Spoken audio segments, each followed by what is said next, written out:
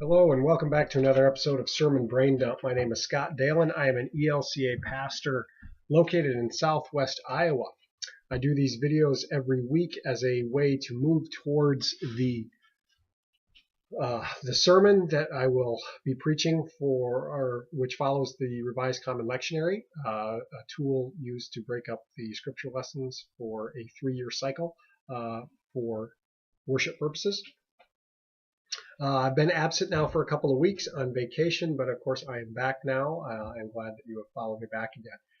The Revised Common Lectionary text for this week, which is the 10th Sunday after Pentecost on August 17th, 2014, is Matthew chapter 15.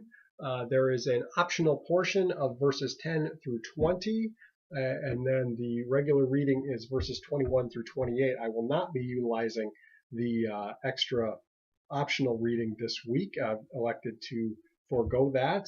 This passage that we will be using, however, verses 21 through 28, is the story of Jesus encountering the Canaanite woman who implores him to heal her daughter who is possessed by a demon. Now, there's a lot of interesting stuff going on with this passage, but it is oftentimes a troubling passage for some different reasons. Now, what's going on? Jesus has been doing his ministry for a while now. He's encountered countless crowds. He's traveled all over the countryside, mainly around Galilee, but he's been in a lot of different places.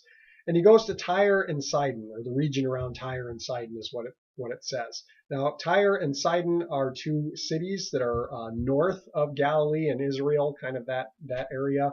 They are right on the shore of the Mediterranean Sea.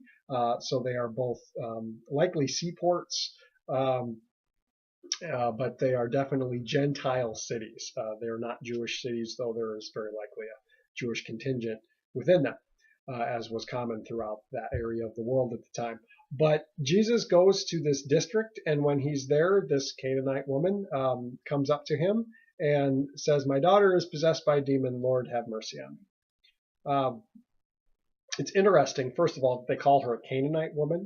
This is really an Old Testament classification, if you want to use that word. Canaanites were ancient enemies of the Jewish people, very likely descendants of Cain, as in Cain and Abel, from way back when he was walking the earth after he had murdered Abel. But the Canaanites are definitely not Jewish people. They would definitely be considered Gentiles outside of the chosen people of God. So the woman's got that working against her at the moment. She's also a woman, and not to be sexist, but at the time, her rights as such were limited. Limited at best. She basically had no rights. So she's got a lot working against her as she approaches Jesus. But she calls after him, "Have mercy on me, Lord, Son of David. My daughter is possessed by a demon." But the weird part about this whole deal, despite not the evidence, but despite the anecdotal evidence that's been presented both before this particular passage as well as after this passage of Jesus interacting with people across cultural boundaries, he ignores her. He just flat out ignores her. He doesn't answer her at all, does not engage with her at all. She continues yelling, and the disciples, I don't know if they get mad or if they are annoyed or what. It doesn't exactly say, but the disciples came up to him, urging him. The NRSV says, "Send her away, for she keeps shouting after us." An interesting thing to note here in the Greek, the word for send her away can also mean release her or set her free.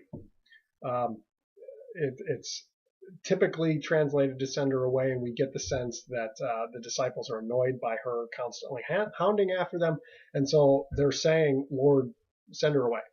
But if we look at it from the perspective of release her, it begins to question, or it raises the question, who are they talking about? Are they talking about this woman who's yelling at them or hollering at them? Or is it talking about the daughter that's possessed? Release her from the demon, Lord. And that's an interesting perspective to look at, that we tend to think, well, okay, the disciples are annoyed, and that's all that they're expressing. But can it be the flip side, and that Jesus is perhaps testing them to see how will they react? Will they follow the examples that he's given before of crossing the cultural boundaries, and will they in turn see that this woman is of merit because she is still a child of God, regardless of her culture, of her background, of her situation, and that her daughter that she's beseeching on behalf of is of worth as well. Is that what's going on here? Maybe, maybe not. We don't really know, but it's an interesting perspective to think about that. As the story goes on, the woman continues to approach and beseech Jesus on behalf of her daughter. And now in the really troubling portion, she comes to him directly and kneels at his feet and says, "Lord, have mercy on me." And he says, "I was only sent to the lost sheep of Israel," essentially denying her what she's asking.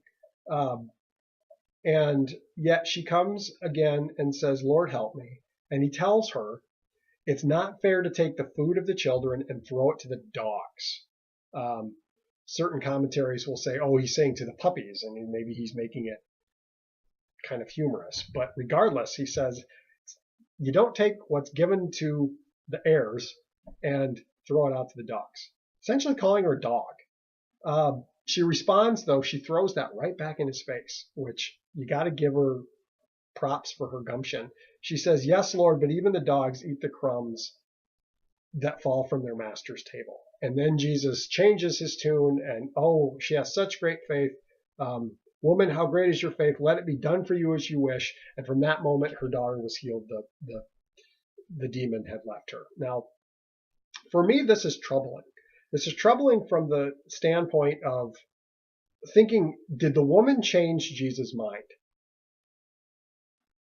He says he only came to the lost sheep of Israel, and he wants nothing to do with her, calling the woman a dog. And to me, this is troubling from the standpoint that first off, he's not being very loving to one of God's children, regardless if they're Jewish or not, and we've seen him do that before. So we ask the question, what's going on with Jesus here? Second, he refuses her on the status that she's not Jewish, saying he only came to the children of Israel. Now, with Matthew's gospel being aimed at a Jewish audience, perhaps that notion is understandable.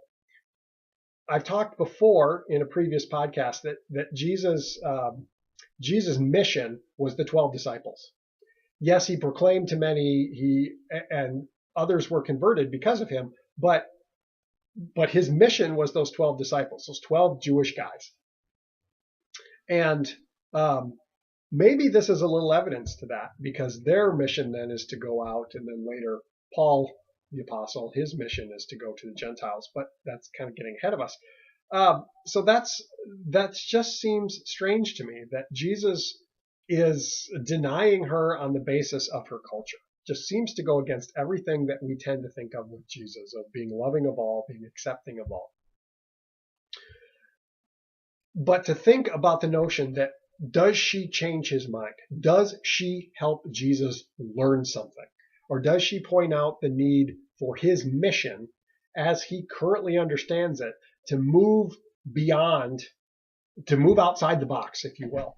And this can be troubling too, from the standpoint of, do we think that Jesus is all-knowing? We know Jesus is without sin. That is without question. We know that. But we raise the question then, was Jesus all-knowing, as I mentioned before? We know from the writings of Paul, that Jesus did not count his divinity or his equality, with God as something to be exploited, but he set it aside. And this kind of gives some evidence to that while Jesus walked the earth, he was fully human. Yes, still fully divine, but it makes us wonder, while walking the earth, while human, is Jesus subservient to God? raises the question of when he's praying, who's he praying to? Is he praying to himself? He does not say, hey, dear me, let my cup pass from my lips. And I'm kind of going on some tangents here, but this is what's troubling about this passage, that we see either the mind of Jesus changed, or we see him very rudely excluding this woman as in the potential for a lesson to the disciples to test them. Either way, it's difficult to deal with. But in the end, where I begin to find hope in this passage is the fact that the woman does not deny what Jesus tells her. She says, when Jesus makes the statement that it's not good to take the food of the children and throw it to the dogs, she does not say, I'm not a dog. She says, don't compare me to a dog. She accepts that. She accepts what the society at the time dictates that she is. She accepts her humbleness. She is humble in who she is. And yet Jesus still counts her as worthy because of her faith. Now, while I was on vacation, I had was having conversation with counselors at a Bible camp where we were at for family camp about what is faith? What is a life of faith in the Lutheran theology? And I heard probably what I consider to be the best notion that I think I could ever pass along. And I don't claim this as my own thought, but it's helpful for me. Lutheran theology is acknowledging that I suck. But God comes down and says, no, you don't suck. And faith says, because God says it so, that means that I don't. That means that I am worthy. That seems to be what's going on here in this passage with the woman. She acknowledges, you say I'm a dog, yes. But yet I still believe that you can do this. And her faith in Jesus is expressed. That's kind of the direction I figure I'll go with the sermon, that there is good news in the midst of this troubling passage. But I welcome your comments and your thoughts. How do you respond to this notion that perhaps Jesus learned something, that maybe Jesus was not all-knowing as he walked the earth, or maybe just as Moses once argued with God and changed God's mind on how to deal with the Israelites, that perhaps Jesus' mind was changed as well. It's an interesting notion, troubling notion at times, yet one that I'm interested in hearing from you about. So please share your thoughts in the comments and the questions or that you may have as well. I look forward to hearing from you. And God bless.